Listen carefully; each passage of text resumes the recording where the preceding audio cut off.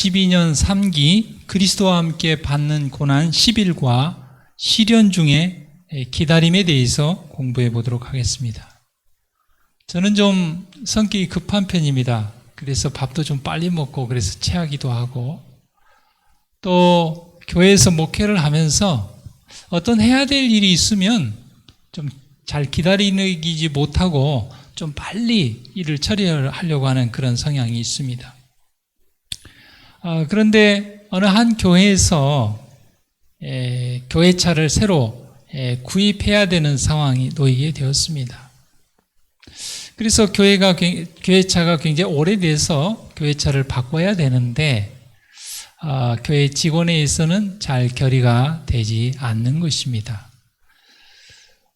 교회 차를 이렇게 잘 수리하면서 한 1년, 2년 정도 지났을 때 교회 직원의 결의에 의해서 교회 차를 사기로 했고, 또 얼마 지나지 않은 한 달 안에 모든 교회 차를 살 수 있는 헌금이 이루어져서 굉장히 빨리 교회 차를 사게 된 경험이 있습니다. 교회에서 어떤 특별한 헌신한 일이 있을 때에 모든 성도님들은 다 헌신하고 싶어하는 마음이 있습니다.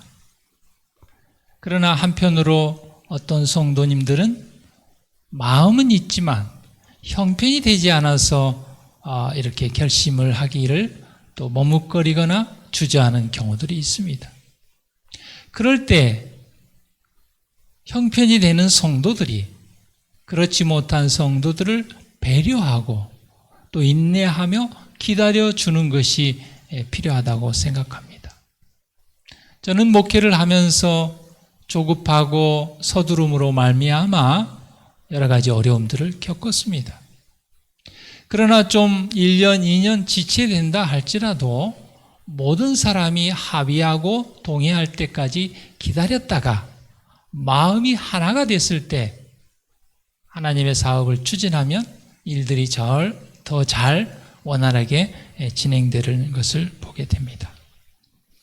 갈라디아서 5장 22절에 하나님께서는 성령의 열매 중에 오래 참음, 인내에 대해서 말씀하셨습니다. 목회도 오래 참음에 성령의 열매의 품성으로 하는 것 같습니다. 부모의 역할도 오래 참음에 성령의 열매의 품성을 통해서 부모 역할도 잘 할 수 있다고 생각이 듭니다. 우리를 향한 하나님의 신실하심을 전적으로 신뢰한다면 우리는 고난 가운데서도 하나님의 때를 기다리며 인내할 수 있습니다. 하나님께서 정하신 때에 모든 것을 온전하게 이루심을 믿는다면 우리는 어떤 상황 속에서도 기쁨으로 주님의 재림을 기다릴 수 있습니다. 로마서 15장 5절에 하나님은 인내의 하나님이다, 성경은 기록하고 있습니다. 인내의 하나님을 믿는 우리도 예수님의 본을 따라 시련 중에도 고난 중에도 인내할 수 있는, 기다릴 수 있는, 하나님의 때와 방법을 기다릴 수 있는 우리 모두가 되기를 간절히 바랍니다. 기다림은 그 자체로 굉장히 고통스럽습니다. 인내와 기다림이 힘든 것은 고통의 과정이기 때문에 그렇습니다.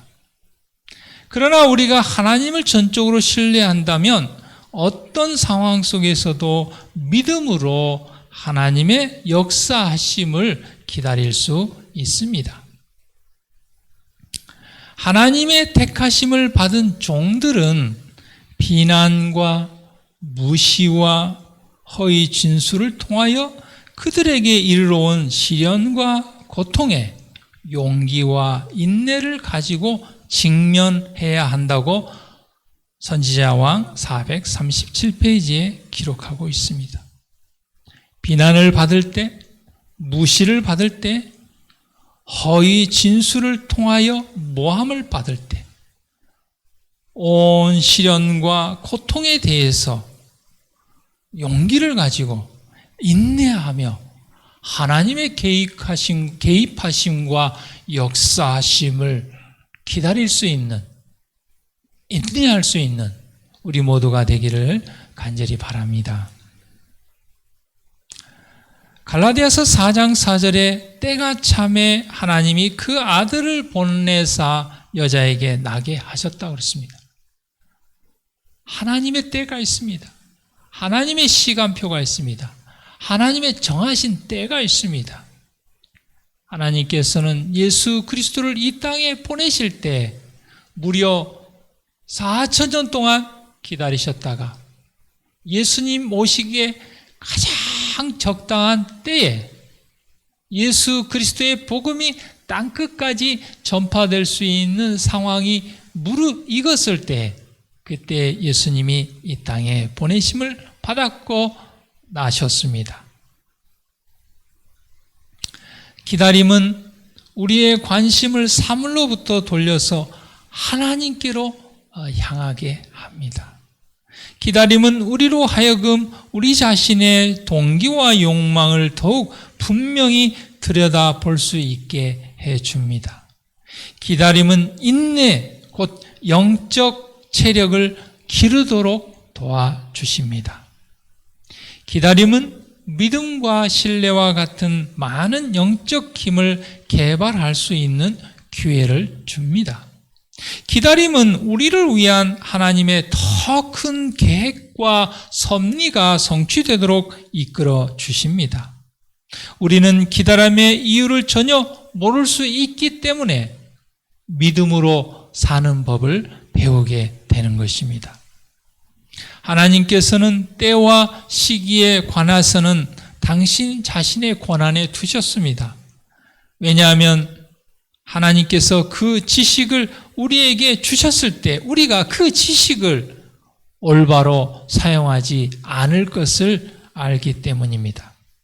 장차 올 큰 날에 서도록 백성을 준비시키는 일에 하나님의 사업을 우리가 지연시킬 수 있기 때문에 하나님께서는 때와 시기는 하나님의 권한에 두신 것입니다. 사무엘상 24장 6절에 보면 다윗을 잡으러 오는 사울을 죽일 수 있는 기회가 왔습니다. 그러나 다윗은 사울을 죽이지 않았습니다. 내가 손을 들어 여호와의 기름 부음을 받은 내 주를 치는 것은 여호와의 금하시는 것이다 그랬습니다.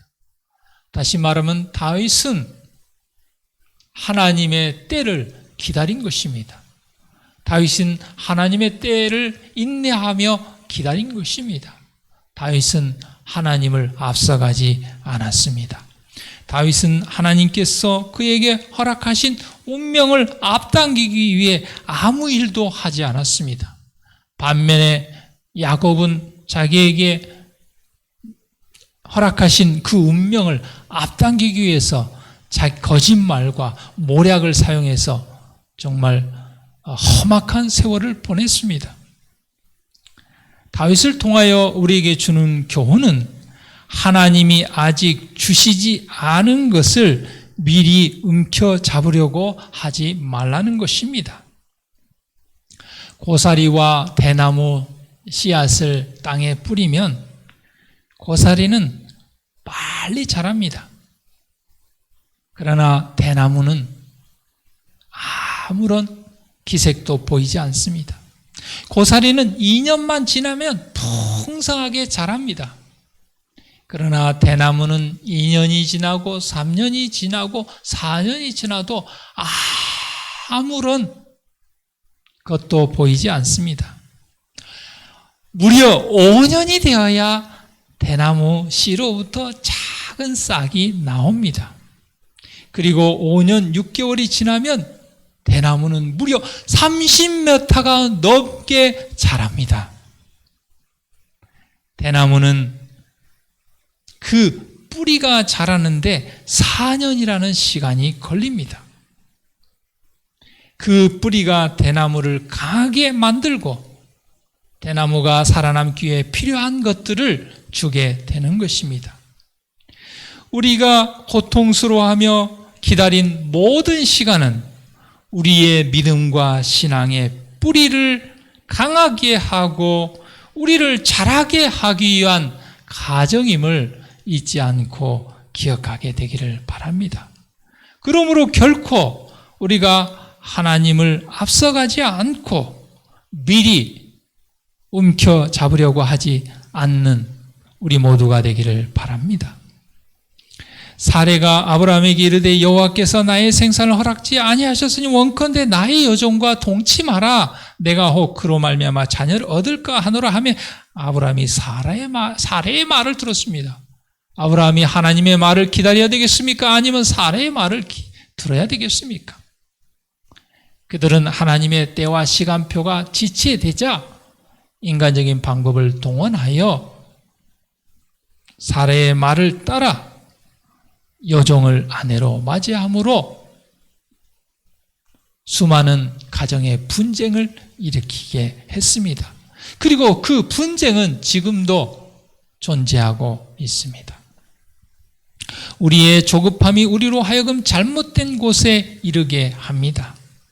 우리의 야망과 분노와 정욕과 믿음의 결핍, 심지어 우리가 여호와를 위하는 것으로 착각하는 잘못된 열심 등이 얼마나 쉽게 우리로 하여금 가지 말아야 할 곳으로 달려가게 하는지 모릅니다.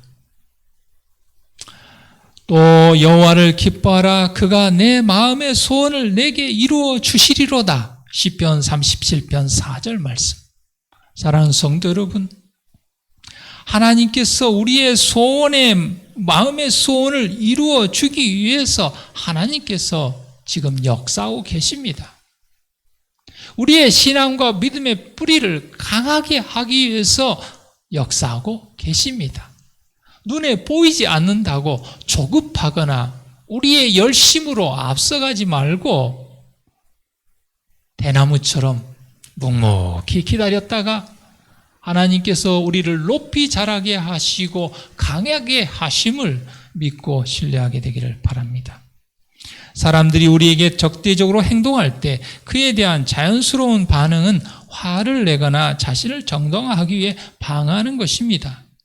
하나님은 그대를 위해 일하는 분이십니다. 실망하지 말고 스스로 일을 감당하거나 문제를 해결하려고 하지 말기를 바랍니다. 우리의 하늘 아버지께서 책임져 주실 것입니다. 그분을 온전히 신뢰하는 우리 모두가 되기를 바랍니다. 만약 우리가 하나님보다 앞서간다면 많은 것을 이룰 수 있지만 그분을 신뢰하고 그 안에서 기뻐하는 태도를 유지한다면 많은 것을 얻게 될 것입니다. 주 예수님께서는 모든 시련을 측량하고 계십니다. 그래서 언제가 가장 적당한 때인지 어떻게 하면 가장 최선의 방법인지를 아십니다. 시련과 고난 중에도 하나님을 신뢰하며 믿음으로 기다리며 인내하는 우리 모두가 되기를 간절히 바랍니다.